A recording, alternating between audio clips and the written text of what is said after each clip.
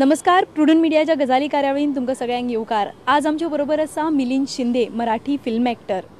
मिलिंदजी नमस्कार आणि welcome to Goa. या थँक्यू. तुम्ही दुसऱ्यांदा गोव्यात येत आहेत, कसं वाटतंय? नाही, फेस्टिवलच्या निमित्तानं इथं येणं जाणं असतंच आणि गोवा नेहमीच एक पहिल्यापासून एक स्वप्ननगरी झालेली आहे आणि आम्हा सगळ्यांना गोव्याचं फार कुतूहल आणि कौतुक असतं आणि ज्या व्हेन्यूला हा फेस्टिवल भरतो ते आणखीनच फार छान आहे आणि ज्या प्रकारचं वातावरण इथं असतं आणि संपूर्ण जनता आणि संपूर्ण गोव्याचं जे रहिवासी आहेत फार वेगळंच आहे हे वातावरण. फार छान वाटते त्याला. It's very fine. तुमचं फिल्म जे आहे बाबू बँड बाजा त्याच्यामध्ये तुम्ही ॲक्टिंग केली आहे, त्याला ऑलरेडी अवॉर्ड्स मिळालेले आहेत, पण अजूनही ते लोकांना बाहेर बघायला नाही मिळालेले. फेस्टिवलमध्ये स्क्रीन केलं आहे, त्याच्याबद्दल थोडंसं आम्हाला सांगा. सिनेमा अजून रिलीज व्हायचा आहे आणि अतिशय छान झाला सिनेमा. त्याला पुरस्कार वगैरे खूप मिळाले, त्यामुळे बरेच लोक वाट बघतात त्या सिनेमाची आणि लोक आपल्याला विचारतात की तुमचा सिनेमा कधी रिलीज होणार आहे. यातच त्या सिनेमाचं खरं यश दडलेलं आहे, म्हणजे की त्यांना तो बघायचा आहे. आता होतं आहे असं की सारखे फेस्टिवल येत आहेत, सारखं फेस्टिवल येतात, त्यामुळे तो मग रिलीज लांबते त्याचं. तर मला वाटतं की एकदा अजून एक 2-4 महिन्यात सगळे फेस्टिवल संपले, एकदा एंड झालं की मग सिनेमा मला वाटतं जानेवारी-फेब्रुवारीमध्ये रिलीज होईल असतो सिनेमा. हां, जानेवारी किंवा फेब्रुवारीमध्ये. म्हणजे आम्ही अपेक्षा करू शकतो की जानेवारी किंवा फेब्रुवारीला आम्हाला हा सिनेमा बघायला मिळेल. येस 200%. हां. तुम्ही खूपशा या आता सिनेमाचा जरा बाजूला ठेवला तर तुम्ही खूपशा सिरियल्समध्ये पण काम केलं आहे, थिएटरमध्ये पण काम केलं आहे, त्याच्याबद्दल थोडासा अनुभव आम्हाला सांगा. मी स्वतः थिएटरचा विद्यार्थी. मी national school of drama student आहे. पुण्याला मी शिकायला होतं फिल्म इन्स्टिट्यूटला. तर इकडनं माझं शिक्षण झाल्यामुळं सगळ्या माध्यमांशी मी निगडीत, तिकडच्या लोकांशी परिचय आहे. सिरियल तर मी मागचं 1-2 वर्षापासून केलेलं नाही, पण ज्या केल्या त्या सगळ्या चांगल्या सिरियल. अग्निहोत्र नावाची सिरियल होती, लक्ष्मण रेषा नावाची सिरियल होती कबड्डीवर. रोल चांगला आहे आणि भूमिका चांगली, कंटेंट चांगला असेल तर कुठलीही सिरियल करायला काय हरकत नाही. पहिल्यापासून माझं एकच राहिलं, थिएटर असो, सिनेमा किंवा सिरियल असो, उत्तम भूमिका हवी.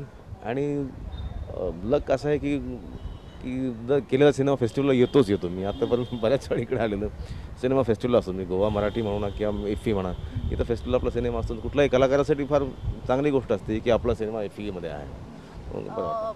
तुम्ही थिएटर पण केलं आहे आणि सिनेमा पण केला आहे, सो या दोनमधलं तुम्हाला डिफरन्स काय वाटतं? Theatre is very live media and compare to cinema it's very technical media. But I love cinema more than theatre. Me being a theatre person, still I love cinema. Because finally my reach was that I decided in the very much beginning when I was in school and college, okay, I want to be a film actor. Though that doesn't mean that I'm leaving theatre at all. That's again the first law. But I want to be treated as a film actor.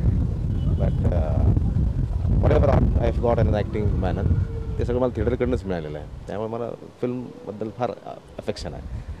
तुमचे future projects काय आहेत अजून? मी एक cinema direct करतो आता. त्याचं नाव आहे नाच तुझंच लगीन आहे. That means dance it's your on wedding. आणि अगेन ज्या प्रकारचं मी ॲक्टिंगमध्ये काम केलेलं आहे तसंच मी या सिनेमाच्या निमित्तानं पण येतो. It's a story of a grave digger. आणि मला अशा लोकांचं बद्दल काम करायला आणि अशा लोकांचे सिनेमे समोर आणायला नेहमी आवडतं. कारण आता हिरोंचे सिनेमे संपवून माणसांचे सिनेमे समोर यायला लागले आणि मला कधीही कोणी भेटलं नाही की मी ग्रेव्ह डिगर आहे, मी स्मशानात खड्डे खोदतो.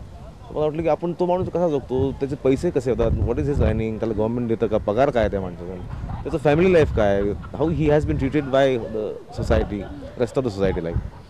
So the story is woven around them, this whole thing, and I want to show their life, and most probably I'm like expecting next Iffy like for this film. आता तुम्ही direction पण करताय, पण direction, acting in theatre, acting in serials, acting in film, ह्याच्यामधलं सगळ्यात आवडीचं कुठलं? हा विश्वासघात होईल नाटकाशी जर मी असं म्हटलं तर, पण मला cinema is my favourite medium to act. मला फार आवडतं सिनेमात काम करायला कम्पेअर टू थिएटर अँड. कारण लाईफ लाँग आहे ते. नाटक बंद झालं की त्याचं काही डॉक्युमेंटेशन, जरी डॉक्युमेंटेशन असेल तर ते व्हिडिओ फॉर्मॅटला असेल आणि स्टेजचा फील व्हिडिओ फॉर्मॅटला येतच नाही. सिनेमा मात्र सिनेमा फॉरएव्हर लाईक सनलाईट तुमच्याकडे असणार ते कायम. आणि कुठलाही गावातलं कलावंत मला नेहमी असं बोलतात की नाटक मला आवडतं पहिलं प्रेम. मग नाटक तुम्हाला आवडतं, मग आयुष्यभर नाटकच का नाही करत? मग ते Y you learn for film. सिनेमात काम करायचं मग नाटक माझं पहिलं प्रेम असं म्हणायचं, किंवा नाटक खरं मी नाटक मला आवडतं नाही. तुम्ही नाटकात का काम करता, तुम्हाला सिरियल मिळेल म्हणून. तुम्ही सिरियलमध्ये का काम करता, तुम्हाला सिनेमात मिळाल. मग ह्या पायऱ्या कशाला वापरता तुम्ही मग? आणि मग मला असं वाटतं की जर सिनेमाच करायचा होता मग तसं बोला. तसं माझं म्हणणं आहे की मला पहिल्यापासून सिनेमातच काम करायचं होतं. कॉलेजमध्ये असलं पण, आणि मला म्हणून सिनेमा आवडतो, म्हणून सिनेमात ॲक्ट करायला मला आवडतं. तुम्हाला लिहायला आवडतं का? आता जो सिनेमा आहे नाच तुझंच लगीन आहे, त्याची पटकथा मीच लिहिलेली आहे. त्यातली गीतं पण मीच लिहिलेली आहेत. तर तो सिनेमा कंप्लीट झाला आहे, 1 महिन्याभरात तो रेडी होईल. आता सेन्सॉरचं काम चालू आहे. आता हे सगळे सिनेमा झाले, तुम्ही बिझी असतात सिनेमांमध्ये, थिएटर असू दे किंवा सिरियल्स असू द्या किंवा सिनेमा, तुमचं पर्सनल असं तुम्हाला वेळ नाही मिळत.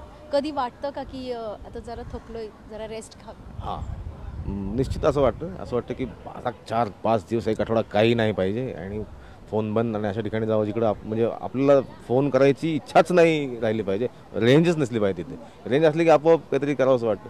असं बरं, आणि specially I prefer Goa and Sindhudurg, like very near Malvan. I prefer these kind of places where I get peace. I love to be at that place. And really, sometimes I feel very tired and I want to have a break. Goa will also like when you come to Goa and enjoy ते. कसं असतं, खूप वेळा माणसाला they take a break, काहीतरी नवीन डोक्यात येतं, विचार काहीतरी येतं, असे कन्सेप्ट खूप येतात, पण फायनली जेव्हा आपण स्ट्रीमलाईन करतो त्यातला कुठला तरी एक कन्सेप्ट होतो. असं कधी झालं आहे की तुम्हाला 3-4 कन्सेप्ट आले and you want all 4 concept? Very good question, because being right, we always feel like माझं असं होतं बऱ्याच वेळा की एखादी गोष्ट तुम्हाला सुचते आणि कल्पना सुचते, आणि नंतर 1-2 महिन्यात, 3 महिन्यात वाटेल काय फालतू सुचलं आपल्याला आणि हे फार चांगलं नाही, कॅन्सल. किंवा मग ती आणि ही मिळून काहीतरी करूया का, असं काहीतरी. म्हणजे कारण आपण कलावंत किंवा कुठलीही माणसं कला सादर करतो म्हणलं तर आपण ती जादूच करत असतो लोकांना, आणि ते जादूच, आणि मग नंतर क्लायमॅक्स आणि धक्का देतो आणि म्हणतो पहिला इफेक्ट, लोक रडले किंवा हसले किंवा ते असतं.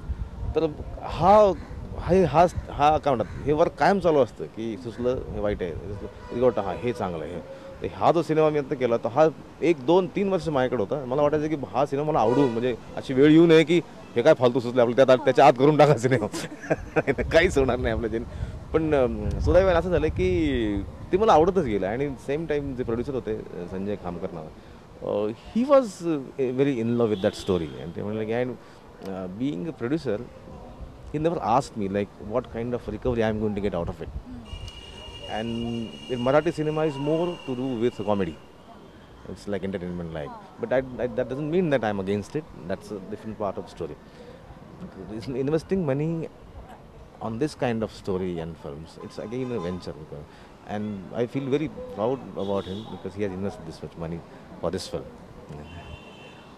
आता खूपशा जणांनी they have made their career through Marathi films, तर खूप जणांची घरं उद्ध्वस्त झाली आहेत because they have literally invested पाय आणि मग नंतर त्यांना त्या फिल्ममधनं काहीच मिळत नाही आहे. असं तुम्हाला कधीच भीती नाही वाटली की मी फिल्ममध्ये जातो आहे, माझी पण परिस्थिती कशी होईल, काय होईल? This thing always goes into my mind. And years like आधी खूप नटांचं असं झालेलं आहे की नंतर 10x10च्या खोलीमध्ये दिवस काढायला लागले, इन्व्हेस्ट काहीच नाही केलं. जेव्हा टॉपला होते तेव्हा सगळ्या प्रकारचा आनंद घेतला आणि सेविंग काहीच नाही केलं. आताच्या तुलनेने पाठीमागचं ठेच मिळालं, आम्ही थोडे शाणे झालो तर आम्ही मग घर घेऊन ठेव, प्रॉपर्टीमध्ये कुठेतरी इन्व्हेस्ट करून ठेव. कारण आत्ता बरं वाटतं, पण मला वाटतं की मी जेव्हा माझ्या गावाहून निघालो होतो मुंबईला ह्यात काम करायला, तर ही भीती होतीच की काही काम नाही मिळालं तर परत जाऊन आपण क्लर्क नाही होऊ शकत, आपण कब्बशा नाही विसरू शकत, इतकं तर डेअरिंग आपल्यात नाही. तर ही भीती कायम होती आणि ती भीती आजही आहे. पूर्वी फक्त काम मिळवण्याचं स्ट्रगल होतं, आज टिकून राहण्याचं स्ट्रगल आहे. And Amitabh Bachchan still struggles, and why not me. खरं आहे एकदम. तुम्ही गावाहून मुंबईला आला तेव्हा भीती होती, आता जेव्हा मुंबईहून गावाला जातं तेव्हा कसं वाटतं? आता मी ज्या भागात राहतो, नगर माझं गाव, अहमदनगर नावाचं गाव आहे, तर ती कॉलनी माझ्या नावाने ओळखली जाते. लोक सांगतात की ते ज्या राहतात ना त्या कॉलनीत आम्ही राहतो वगैरे, त्यांचा फ्लॅट आहे ना त्यांच्या बाजूला आम्ही राहतो. जसं माझ्या वडिलांना मिलिंद शिंदेचे वडील म्हणतात. असं झालं. तर कुठल्याही पित्यासाठी ही फार सन्मानाची गोष्ट असते की त्याच्या नावाने ओळखलं. तरी आता फक्त गावात ओपनली फिरता येत नाही, म्हणजे कुठं रेस्टॉरंटला बसणं होत नाही, काय ते सगळं गाडीत काचावर बंद करून करायला लागतं. आवडतंय. मग ह्यासाठी तर सगळं अट्टास होतं की लोकांनी आपल्याला एक्लेम करावं, नाव हवं. फक्त मला त्या एक्लेमपेक्षा मला असं वाटतं की फेस्टिवल्समधला सिनेमा मला नेहमी अट्रॅक्ट करतो. मला वाटतं की हा जो सन्मान आहे ना, हा ती माणसं उद्या मी दिसणं बंद झालं तर विसरून जाणार मला. पण हे जी शिदोरी आहे, मी नेहमी असं म्हणतो की अजून 4-10 वर्षांनी, मागे कोणाला तरी बोललो होतो की मला सांगता आलं पाहिजे माझ्या मुलांना किंवा माझ्या पुतण्यांना भाच्यांना, की त्यांना सांगता आलं पाहिजे की माझ्या मामाचे हे सिनेमे आहेत, असे 10 तरी सिनेमे पाहिजेत. आणि इफ्फीमुळं कसं होतं की ते सिनेमे अक्लेम्ड होतात किंवा मराठी फेस्टिवलमुळे ते सिनेमे अक्लेम, आणि अशा 10-15 सिनेमा जे अक्लेम्ड आहेत, मग त्यांनी धंदा किती केला हा माझा इश्यूच नाही. म्हणजे आपण तर म्हणू शकत नाही श्वासला नॅशनल अवॉर्ड आहे, पण त्याचं रिकव्हरी कलेक्शन काहीच नाही. रावण एवढा मोठा सिनेमा तर रिकव्हरी कलेक्शन नाही, तर आपण तर काहीच अपेक्षा करू शकत नाही.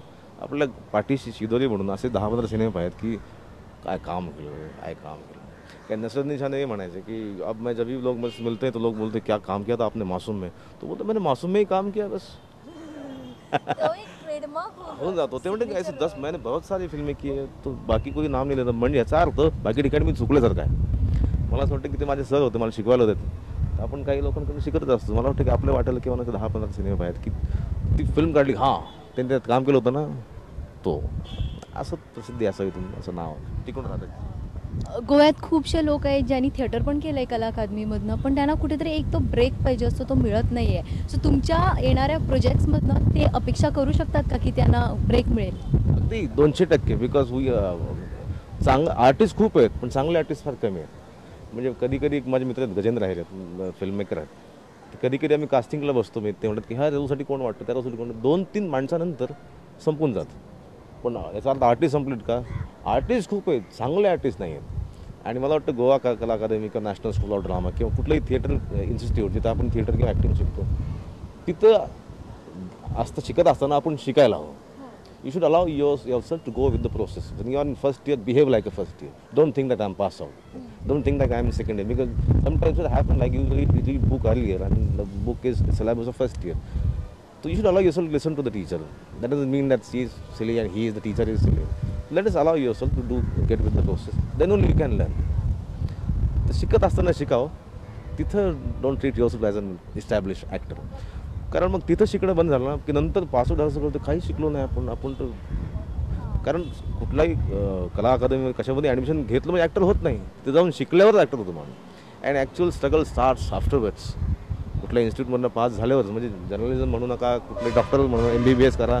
MBBS झाल्यावरच खरं कुठं टाकू डिस्पेन्सरी, क्लिनिक कुठं करू, हा सगळा तो. आणि एक क्षण असतो, एक तारीख वेगळी असते, 2 तारखेला सिनेमा लागतो आणि 3ला तुमचं लाईफ बदलू शकतो. इतकंच. थँक्यू मिलिंदजी, तुम्ही आमच्याशी बोलल्याबद्दल. Thanks a lot. उंच उंच उडा पण आपले पाय जमिनीवर ठेवा, हा संदेश देत मिलिंदजींनी ही इंटरव्ह्यू संपवली आहे.